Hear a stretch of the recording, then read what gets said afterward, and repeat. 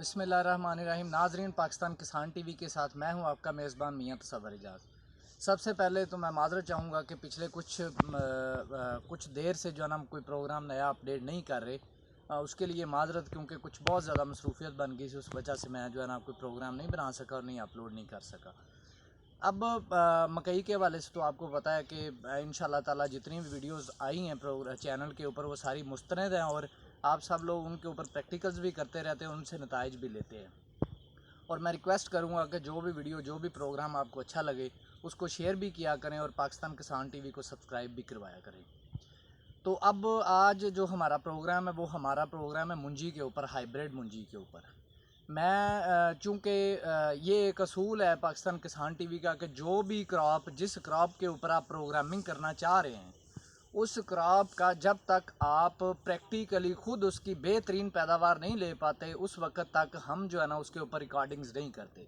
हालांकि आपको पता है कि हाइब्रिड मुंजी की जो मुख्तलिफ अक़साम हैं तमाम कंपनियां दे रही हैं पाकिस्तान में, वो 2-3 साल 4 साल हो गए उनको मार्केट में आए हुए। सबसे पहले जिस तरह गार्ड आई थी, तो लेकिन हमने उसके ऊपर रिकॉर्डिंग्स नहीं की, चूँकि हम उसमें 110-12 मन से ऊपर नहीं जा सके उन तमाम वैरायटीज़ में।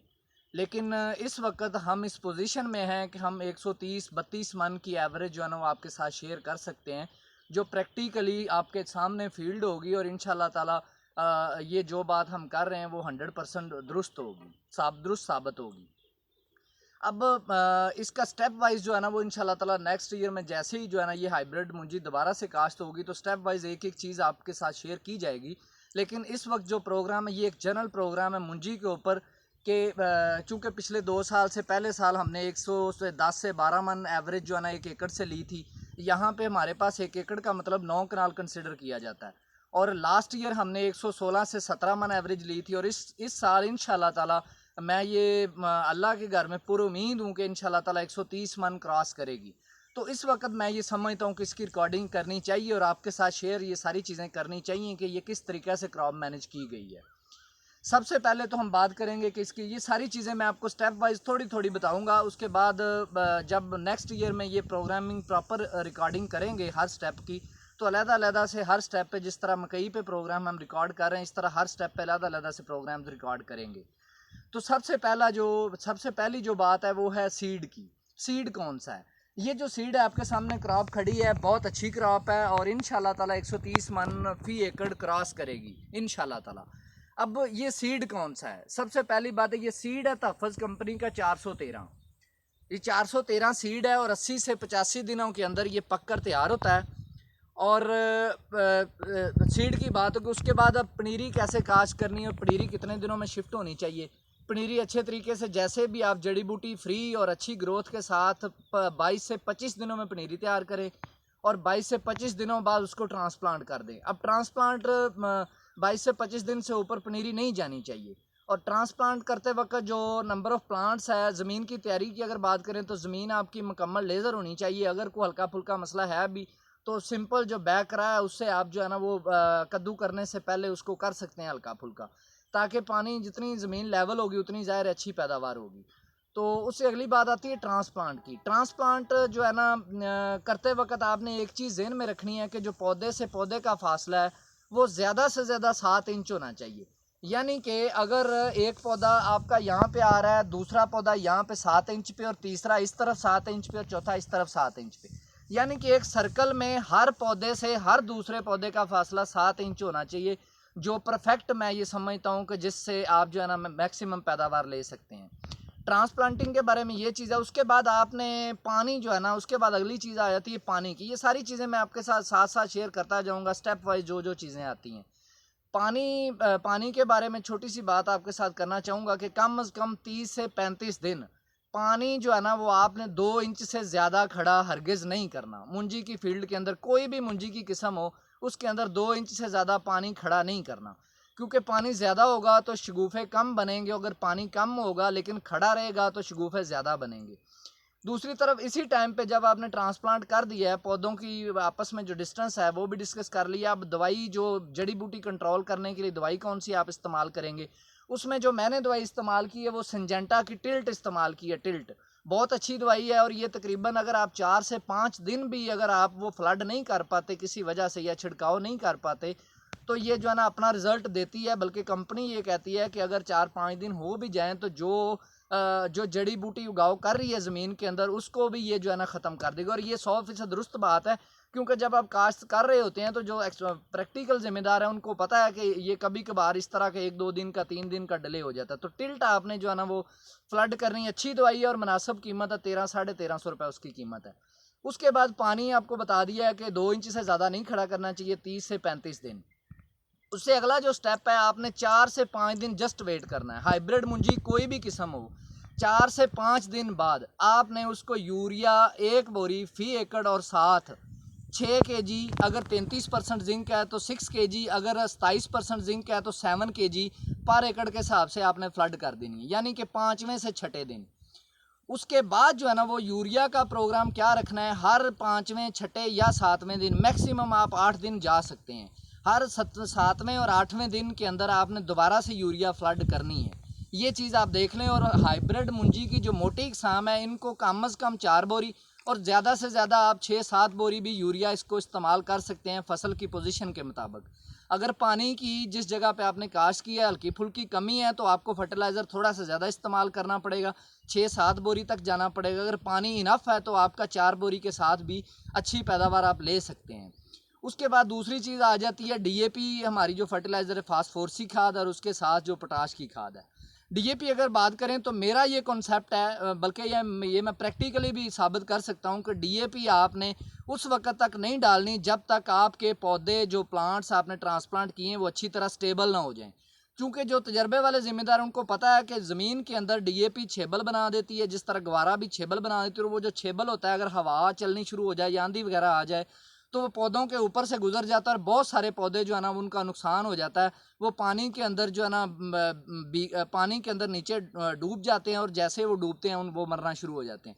तो इससे आपकी पर एकड़ जो है ना पौधों की तादाद कम होना शुरू हो जाती है। तो डीएपी आपने मैं ये कहूँगा कि कम से कम 16 से 17 दिन या 18 दिन बाद जब आपके पौधे स्टेबल हो जाएं, 1 से 2 या 3 शगुफे निकाल लें, उस वक्त आपने डीएपी फ्लड करनी है। और उसी वक्त आपने पोटाश जो है ना वो 10 से 12 kg फी एकड़ किसी अच्छी कंपनी की, ये जो 25 kg वाली पैकिंग्स है मैं ये रिकमेंड नहीं करता। आप एफएफसी वालों की या किसी और एंग्रो वालों की जो है ना एसओपी एमओपी भी इस्तेमाल कर सकते हैं, लेकिन मैं एसओपी रिकमेंड करूँगा। वो जो है ना आप 12 से 15 kg फी एकड़ फ्लड करेंगे। ये उसके बाद उसी दौरान 15 से 16 दिन या 20 दिन होने के राउंड अबाउट में आपने जो दानेदार जहर है वो हमने फर्टीरा इस्तेमाल किया था, एफएमसी का बहुत अच्छा जहर है, 20 से 25 दिन इसका कंट्रोल है, तो आप फर्टीरा इस्तेमाल करेंगे। यूरिया का प्लान मैंने आपको दे दिया है कि हर 4-5-6-7 दिन बाद वो फील्ड की पोजीशन के मुताबिक वो आप इस्तेमाल करेंगे। डीएपी की भी बात होगी, पोटाश की भी होगी। अब उसके बाद आ जाती है दूसरी, आम तौर पर अच्छी पैदावार लेने के लिए हमें 2 जो है ना वो दानेदार जहर डालने पड़ते हैं। एक हम डालेंगे 20 से 22 दिन बाद और दूसरा हम डालेंगे तकरीबन 40 से 45 दिन बाद। और दूसरा भी मैं रिकमेंड करूँगा कि आप एफएमसी का फर्टीरा डालें और उसका बहुत अच्छा रिजल्ट है। वो किसी किस्म की जो है ना वो डिजीज़ है, ख़ास तौर पर जो जड़ का वर्म होता है उसको बहुत ज़्यादा अच्छे तरीके से कंट्रोल करता है। उसके बाद आ जाती है पानी की। अगर थोड़ी सी और बात करें कि पानी में वक्फा कहाँ पे देना है, तो मैं ये समझता हूँ कि जब आपकी फसल पूरा बूटा बना जाए, यानी कि जो अच्छी फसल है उसके अंदर 50, 55, 60, 65, 70 पौधे तक, शगुफे तक एक बूटे से निकलने चाहिए। अगर आपने अच्छी पैदावार 120, 25, 30 की लेनी है तो इतने शगुफे होने चाहिए 1 एकड़ के अंदर। तो दूसरी चीज़ ये है कि जब आपका फील्ड पूरा बूटा बन गया है तो उस वक्त आप जो है ना हल्का फुल्का, जिस तरह पंजाबी में कहते हैं ना कि ज़मीन दिखानी चाहिए, हवा लगनी चाहिए जड़ों को, मुड्ढों को, ताकि जो है ना उससे एक किस्म की दोबारा से रिफ़्रेश हो जाती हैं चीज़ें। जितने भी माइक्रो ऑर्गेनिज़म्स हैं उनकी ग्रोथ दोबारा से रिवाइव हो जाती है और जो है ना उसमें बीमारी से भी बचाव हो जाता है और फसल की पोजीशन बेहतर हो जाती है।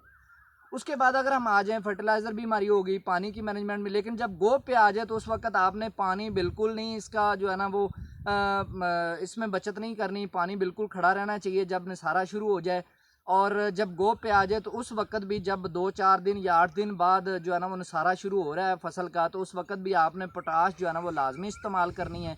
और अगर हो सके तो डीएपी हाफ बैग इस स्टेज पे भी हाफ डालना है, और हाफ जो है ना इनिशियल स्टेज पे जो मैंने पहले आपको बताया था 16 से 17 दिन बाद जो है ना हाफ बैग वहाँ पे डालना है। और यहाँ पे भी हाफ बैग 12 से 13 केजी पोटाश डालना है हाफ बैग डीएपी के साथ, और उस स्टेज पे भी हाफ बैग डीएपी के साथ 12 से 13 केजी जो है ना वो आपने एसओपी पोटाश डालना है।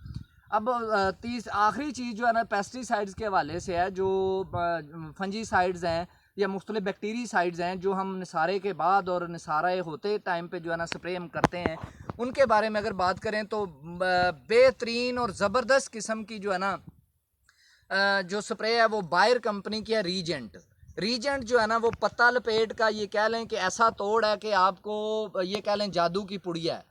तो अगर आपकी फील्ड में फर्टीरा या कोई भी दानेदार डालने के बावजूद भी अगर आपके कोई पत्ता लपेट आपको नज़र आती है तो आपने फ़ौरन रीजेंट स्प्रे एक 80 से 80 ग्राम का एक पैकेट मिलता है बायर कंपनी का, वो आपने फ़ी एकड़ जो है ना 4 से 5 टंकी के साथ स्प्रे करना है।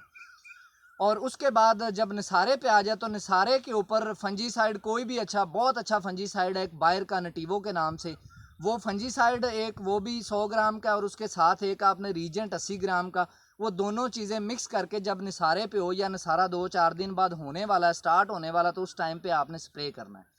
उसके बाद अगला स्प्रे जो है ना वो हम लास्ट स्प्रे करेंगे, और वो स्प्रे उस वक्त होगा जब आपकी पूरी फसल निसारा मुकम्मल कर चुकी है और कुछ दाने जो है ना वो दो दिया पोजीशन ले रहे हैं, और जो है ना कुछ जो है ना दाने हार्ड होना शुरू हो गए हैं, तो उस वक्त आपने एक स्प्रे और करना है। वो किसके कंट्रोल के लिए, वो तो एक तो फंगस के कंट्रोल के लिए होता है, पौधे की जो नीचे से ऊपर तक सेहत है उसको तहफ़्फ़ुज़ देता है, और पौधा सेहतमंद होगा तो गिरेगा नहीं, चूँकि इसका वज़न काफ़ी होता है। अगर आप देखें तो इसका एक ये सिट्टा है, ये देखें एक सिट्टा इसका माशाल्लाह तकरीबन जो है मैं ये समझता हूँ कि 1.5 से पौने 200 ग्राम या 200 ग्राम का हो जाएगा एक सिट्टा है। इसमें पौधों की लड़ियों की तादाद गिने तो आपके सामने आपको नज़र आ रहा है, जो ज़िम्मेदार हज़रात हैं वो चीज़ें समझते हैं। तो इसका वज़न होता है, इसलिए पौधा नीचे तक जो है ना सेहतमंद होना चाहिए। तो सेहतमंद होने के लिए हमें क्या करना पड़ेगा, निसारा मुकम्मल होते ही हमने क्या करना है, हमने एक नटीवो जो फंजीसाइड है वो पौधे को नीचे से गलने सड़ने से बचाएगा, और साथ हम जो है ना एक पोल्ट्रीन सी जहर इस्तेमाल करेंगे नया सवेरा का। आप उसको बड़े अच्छे तरीके से जानते हैं। वो क्या करेगा, वो फसल के अंदर जितने भी छोटे मोटे मच्छर और रस चूसने वाले कीड़े हैं वो तमाम उनको ख़त्म कर देगा। और जब आपकी फसल दूधिया हो रही है तो उस वक्त रस चूसने वाले कीड़े आपका बहुत ज़्यादा नुकसान करते हैं, तो वो पोल्ट्रीन सी जो है ना उस पोजीशन से उसको रोकेगा। और साथ ही साथ इस स्टेज पे पानी का जो है ना वो आपने ख्याल रखना है। और इंशाल्लाह ताला मैं ये इसमें अल्लाह के घर से पूरा उम्मीद हूँ कि अगर आप इस प्लान के ऊपर मुंजी की हाइब्रिड मुंजी की मोटी किस्म काश्त करेंगे, जिस तरह ये 413 है, तो मैं ये पूरे यकीन से कह सकता हूँ कि इंशाल्लाह ताला 125 से 30 मन फ़ी 9 कनाल यानी कि फ़ी एकड़ जो है ना वो आपकी पैदावार आएगी। और अगर आपको ये प्रोग्राम अच्छा लगा है, इसके साथ ही मैं ये रिक्वेस्ट करूँगा कि ये प्रोग्राम देखेंगी दोस्तों के साथ शेयर भी करें, और अगर आपने हमारा चैनल सब्सक्राइब नहीं किया तो वो भी ज़रूर करें। इसके साथ ही इजाज़त दें। किसान जिंदाबाद, पाकिस्तान पाइंदाबाद।